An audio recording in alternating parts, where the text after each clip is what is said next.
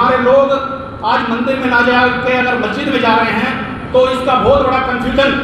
जो है आर्य संस्कृति के लोग, मानने वाले लोग, उसका लाभ उठाकर मूल निवासियों को आपस में लड़ाने का काम कर रहे हैं। लेकिन अगर आप उनका डीएनए जांच करेंगे, इतिहास में झांकने का प्रयास करेंगे, देखने का प्रयास करेंगे, तो आपको आभास हो जाएगा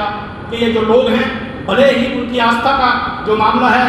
वो मंदिर में ना जाके मस्जिद में जा रहे हैं, गुरुद्वारे में जा रहे हैं, चर्च में जा रहे हैं, लेकिन उनका डीएनए,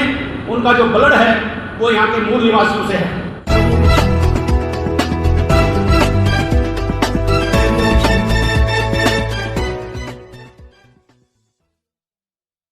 जब यहाँ मुसलमान शासक रहे तो जब आर्य संस्कृति, ब्राह्मणी संस्कृति के लोग जब इस देश में छुआछूत और भेदभाव करते थे, मंदिर में जाने से रोकते थे, कुओं पे चढ़ने से रोकते थे और हम लोगों के साथ भेदभाव और छुआछूत का व्यवहार करते थे, तो उस समय में हमारे लोग मुस्लिम धर्म से प्रभावित होकर उन्होंने मुस्लिम धर्म ग्रहण किया। आज आप इस देश में देखें कि 24 करोड़ के आसपास मुस्लिम हैं। इसके अलावा पाकिस्तान का निर्माण हो चुका है, बांग्लादेश का निर्माण हो चुका है। उसके बाद में भी जो इतनी बड़ी संख्या मुसलमानों की देश में देखने को मिलती है, उसका कारण यही है कि इस देश के ओबीसी, शेड्यूल कास्ट और शेड्यूल ट्राइब से धर्म परिवर्तित लोग मुसलमान बने हैं। ये जो इतनी बड़ी संख्या है, ये जानने का विषय है और इस बात को समझने का विषय है कि हमारे लोग आज मंदिर में ना जाके अगर मस्जिद में जा रहे हैं तो इसका बहुत बड़ा कंफ्यूजन जो है आर्य संस्कृति के लोग, मानने वाले लोग, उसका लाभ उठाकर मूल निवासियों को आपस में लड़ाने का काम कर रहे हैं। लेकिन अगर आप उनका डीएनए जांच करेंगे, इतिहास में झांकने का प्रयास करेंगे, देखने का प्रयास करेंगे, तो आपको आभास हो जाएगा कि ये जो लोग हैं, भले ही उनकी आस्था का जो मामला है वो मंदिर में ना जाके मस्जिद में जा रहे हैं, गुरुद्वारे में जा रहे हैं, चर्च में जा रहे हैं, लेकिन उनका डीएनए, उनका जो ब्लड है वो यहाँ के मूल निवासियों से है और ये बात प्रमाणित हो चुकी है। तो ये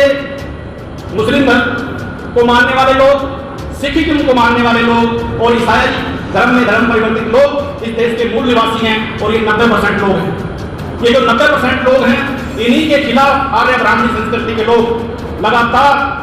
दुष्प्रचार कर कर उनका सामाजिक, आर्थिक, राजनीतिक और धार्मिक शोषण कर रहे हैं। ये जो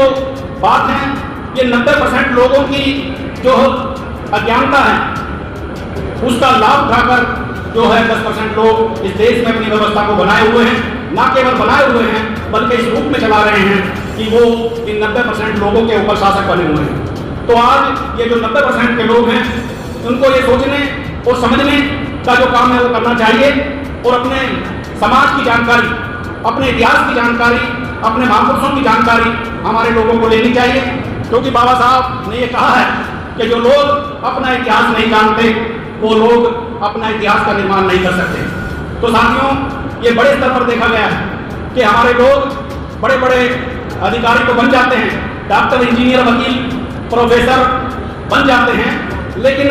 समाज के बारे में, अपने इतिहास के बारे में, अपने महापुरुषों के बारे में जिस तरह की जानकारी उनको होनी चाहिए वो नहीं होती है।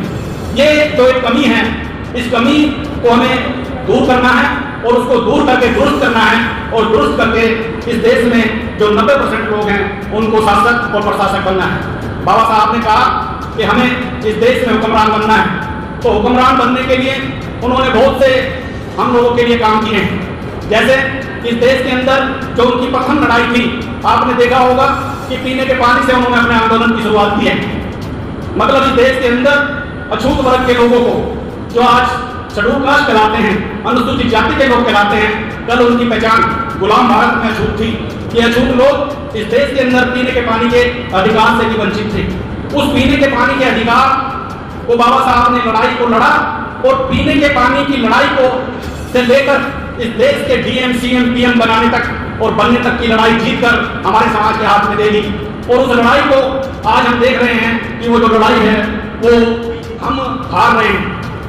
डीएम बनने की जो हमारी प्रक्रिया है,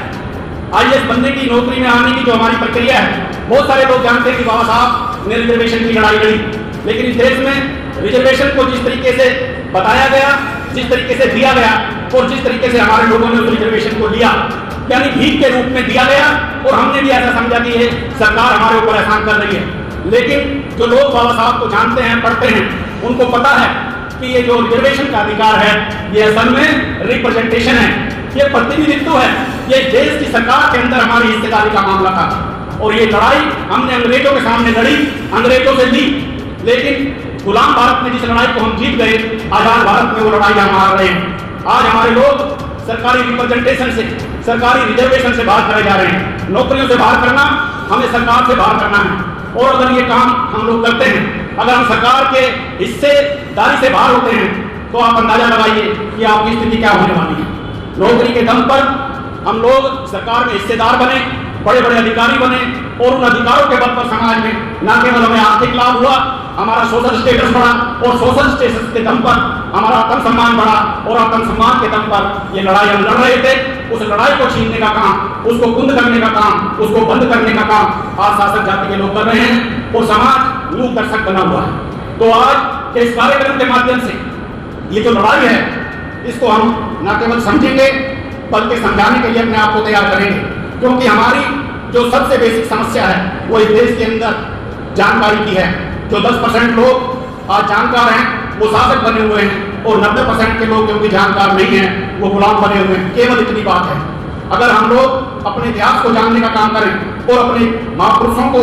जानकर और मानकर इस काम को आगे बढ़ाने का काम करें, तो हम इस देश में शासक बन सकते हैं। और आज इस फूले अम्बेडकर जयंती के अवसर पर जो विषय हमने डिजाइन किया है वो ये है कि राष्ट्रपिता फूले जी की पुस्तक गुलामगिरी और राष्ट्रमाता बाबा साहब डॉक्टर अम्बेडकर जी की पुस्तक जाति का विनाश, ये पुस्तक उन्होंने इंग्लिश में लिखी। ये उसका हिंदी जो है अनुवाद है, एनालिसिस ऑफ कास्ट का हिंदी अनुवाद है। वो पढ़कर व जानकर तथा संविधान में लोकतंत्र के आधार पर मूल निवासी बहुजन समाज का निर्माण करके ही हम अपनी सभी समस्याओं का समाधान कर सकते हैं। साथियों, ये दोनों पुस्तक रिमार्केबल पुस्तक हैं और हमारे दो महापुरुषों ने लिखी। इन पुस्तकों के माध्यम से जहाँ फूले जी ने हमारी पहचान निश्चित कर दी कि हम लोग हिंदू नहीं हैं, हम आर्य संस्कृति के मानने वाले लोग नहीं हैं, हम मूल निवासी लोग हैं, ऐसी पहचान फूले जी ने उसमें बताई और हमारे इतिहास से हमारे को परिचित कराया।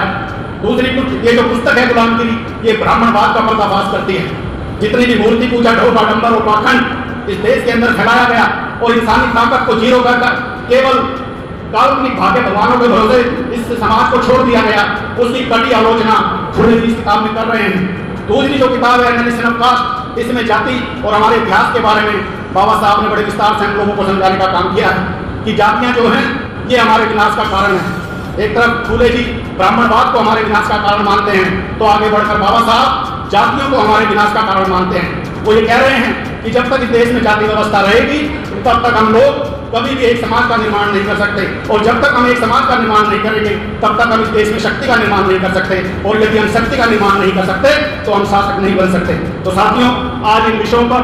हम लोग जो है इधर चर्चा होगी। सर्वप्रथम हम अपने वरिष्ठ नागरिकों का इधर सम्मान करेंगे, उसके बाद में इन विषयों पर हमारे विद्वान साथी बारी बारी से अपनी बात रखेंगे। तो मैं इस कड़ी में अब अपने साथी माननीय संदीप जी को आमंत्रित कर रहा हूँ, ये वो कार्यक्रम को आगे बढ़ाए। माननीय संदीप